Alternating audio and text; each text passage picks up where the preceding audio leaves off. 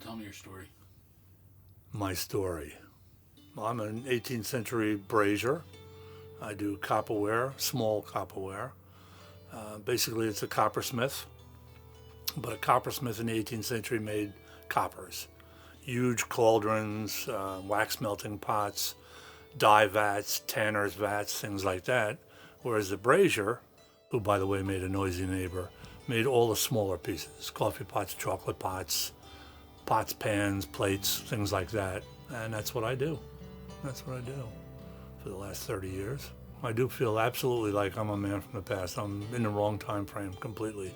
It just holds an immense fascination for me, every single thing about it. The anthropology, the archaeology, the physical remains, how they did what they did and why they did it is all fascinating, just incredibly fascinating. My wife and I were reenactors for a while, and I got hurt on a job and spent a couple of years out of work and decided to do something in the hobby. And we decided to make lighting equipment, lighting goods, sconces and lanterns. And it turns out that most reenactors don't need a sconce and a tent or trekking through the woods, so we had to shift our focus a little bit. And we started to think of cookware. We had to search a lot of museums in Europe and holding hundreds and hundreds and hundreds of original pieces, seeing how they were made, what marks were left on them by the maker, and then trying to duplicate those pieces one by one. So to me, the challenge is a new piece. It's making the tools to make the piece, or the tools to make the patterns to make the piece, and then coming out with a piece that looks just like the original. It's a real thrill having something come off your end of your bench that you know is the equal to one made 300 years ago. That's a big thrill. It really is. I started out as a sheet metal worker, and I worked in that trade for probably 8 or 10 years through construction. And it was almost no help whatsoever when I got to coppersmithing, because there's nothing on coppersmithing. There's nothing in writing that I've found yet that shows you how to make a period piece. There are a couple of later books from the 1880s, and it's mostly large pieces, railroad and shipbuilding, smokestacks and things like that. But get down to a chocolate pot and you're on your own. You got to make the pattern, make the tool, figure out how the original was done, and see if you can do it.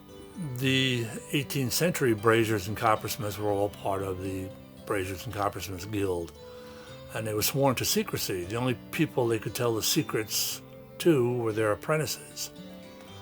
As the programs died out and the apprenticeship programs were no longer in vogue, coppersmiths died out and they took everything with them to the grave. Nobody sat down and put their secrets down in a book somewhere. So the last guy who died took that accumulated 500 or 600 or 800 years worth of knowledge into the grave with him.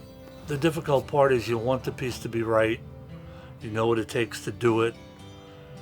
You want to do it. You want people to buy it, not just for the big buck item, but to have a piece of the past that is so correct that it could be from the past, that it's usable. Everything I made is made with a hammer or bent with hands. You bend it with hands. It's just so fascinating to make a piece and say, that's what they would have used. That exact thing is what they would have used X number of years ago. I still love doing this. This is what I do rather than anything else, because there are thousands, literally thousands. I've got a couple hundred pieces that I still want to make. So somebody coming on right now, if they picked up from everything I have and went on, there's thousands of new things out there. And it's an adventure. It's an unending adventure.